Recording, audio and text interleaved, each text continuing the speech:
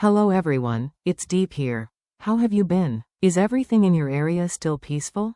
I've heard about so much turmoil lately. I hope you and your loved ones are still safe.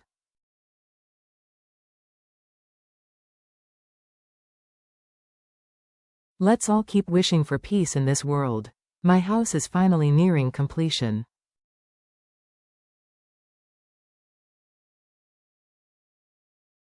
The walls gleam with the color of fresh paint, and every sound, a hammer's tap, the creak of wood, echoes like a heartbeat.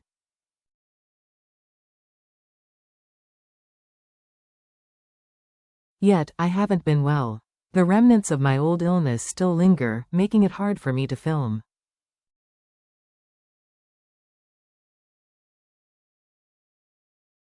My energy fades quickly. Still, thank you, truly, for waiting, for caring, for always being here with me.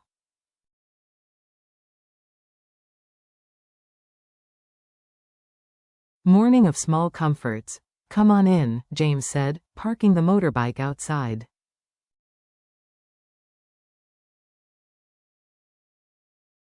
We'll grab breakfast first, then call Mr. Lee. I nodded and smiled politely to the vendor.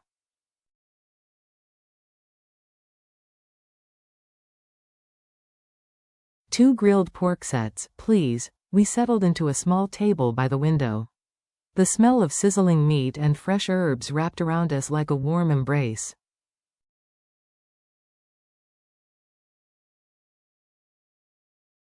What would you like to drink? The lady asked. Orange juice, please, I replied softly.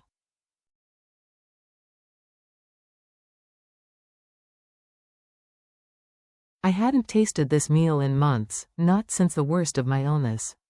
It's delicious, I said, savoring a bite.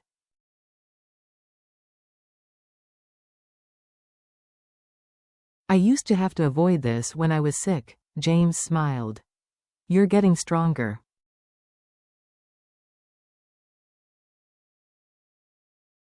That's what matters, Mr. Lee's still in a meeting, James told me, checking his phone.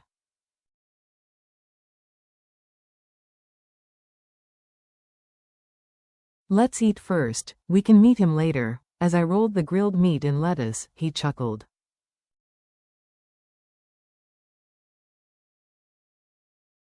Remember how to do it? I think so. I laughed. Show me again. He leaned closer, guiding my hands with patience.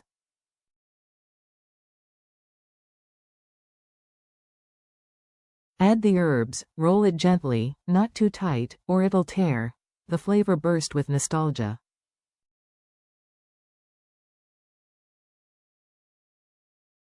Still as good as the first time, I murmured. Then my thoughts turned serious.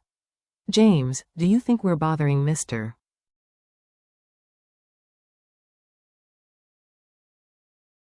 Lee too much? James shook his head. No, he's helping us because he cares. Besides, we need to be sure about this woman claiming to be Nee's grandmother.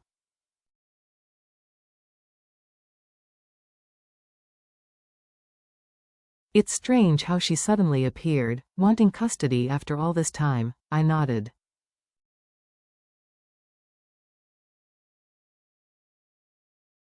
Yes, why no? He sighed. That's what we'll find out. A favor from Officer Lee.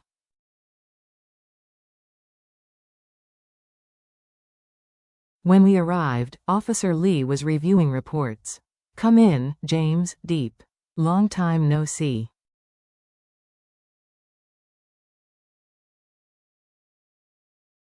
You both look well. Thank you, I said, taking a seat. Lee gestured for us to drink.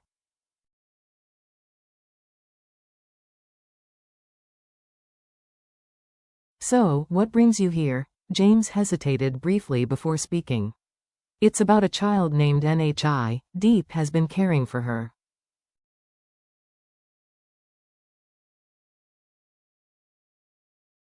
Recently, a woman showed up claiming to be Nee's grandmother. We need your help verifying her identity.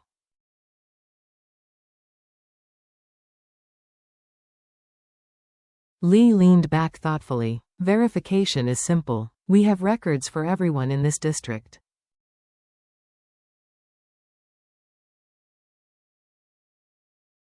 Give me her phone number, that'll speed things up. I handed it over. I don't know her name or address, just this number.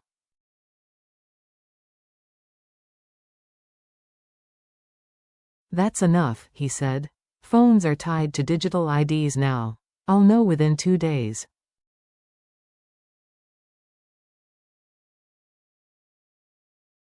We thanked him sincerely. Don't worry, he said with a smile. It's what we're here for.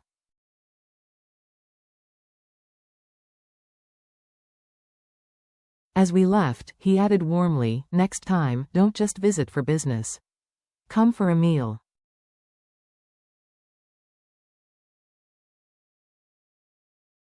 Bring NHI too.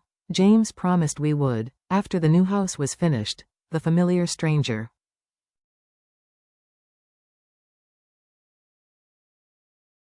After we left, Lee sat silently, tapping a pen against his desk.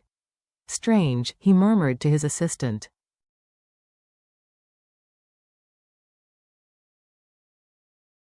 Every time I meet Deep, she feels familiar somehow, his aide laughed. Maybe because she's kind, boss.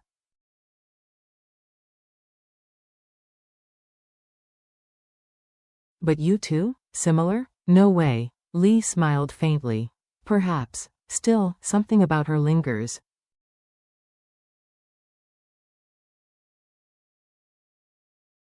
Outside, the afternoon light poured across the station, quiet but weighted, as if the world itself was holding its breath.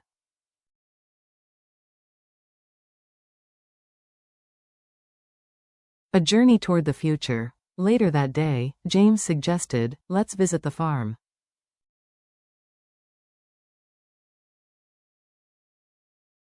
They said construction's almost done. The ride was long but soothing, green fields rolling past, wind brushing against our faces.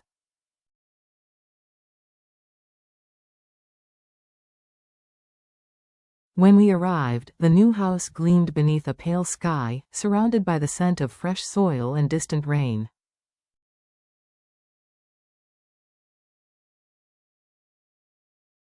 It's beautiful, I whispered. Peaceful, James nodded. It's missing something, though.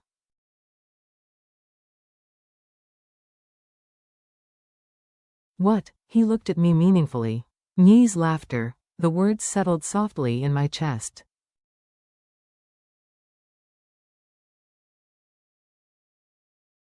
A home, no matter how perfect, is hollow without love filling its corners. James gazed toward the horizon.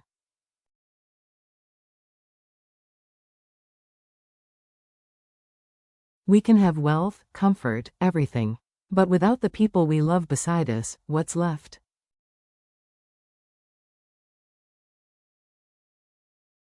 I swallowed hard. You've done so much for me, James. What if I can't live up to your expectations?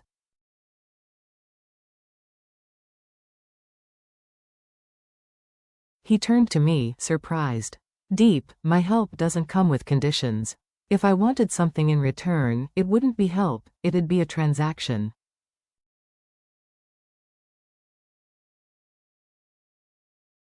Tears welled up before I could stop them. You always see the best in me, he smiled gently.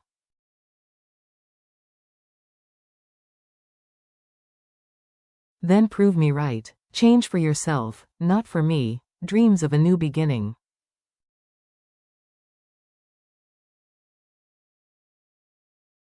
Confessed, I want to do something meaningful, not just harvesting and selling crops.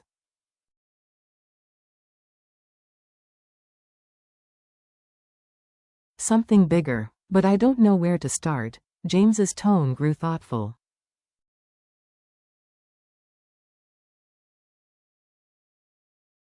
Start with what you're good at. You understand agriculture, you know the farmers, and you're hardworking.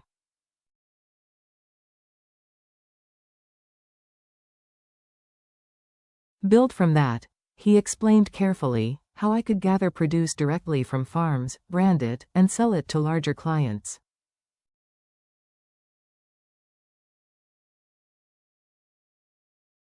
Think of it as connecting the farmers with the world, he said. You have heart, that's your greatest asset.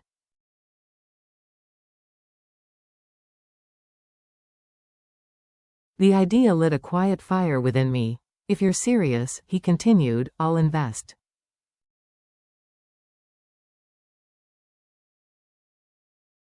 You'll manage the company. Failure isn't something to fear, it's something to learn from.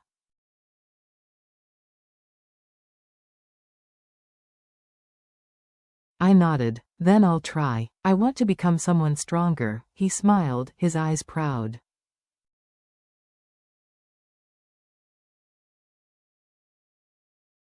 That's the spirit. Evening at home. By evening, the sun had melted into gold. I went to pick up NHI, who skipped beside me, chattering about dinner.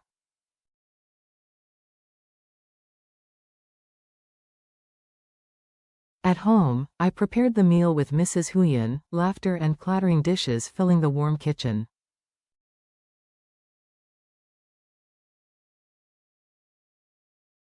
James returned just as we set the table. You're back. Dinner's almost ready, I said.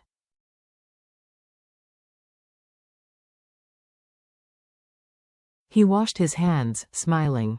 Smells amazing, Mrs. Quynh brought in the soup, and little NHI climbed onto her chair.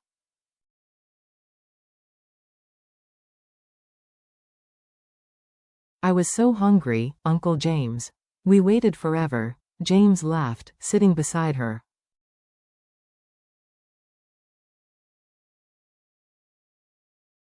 Then let's not wait anymore. We ate together, the clink of chopsticks, the chatter of small talk, everything felt simple and whole again.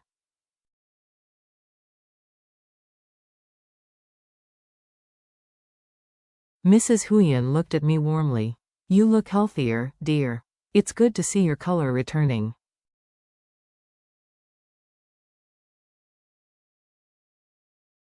Yes, James added softly.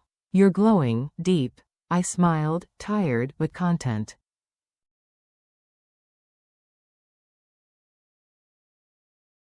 The house was full of light, of laughter, of the small, fleeting moments that made all the struggles worth it.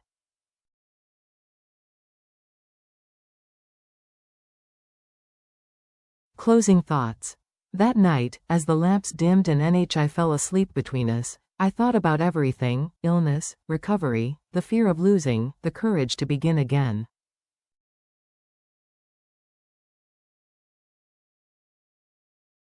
Maybe peace isn't something we wait for. Maybe it's something we build, moment by moment, choice by choice.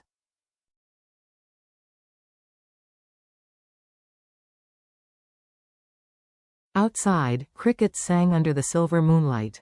Inside, our small world was quiet, and finally, for a while, whole.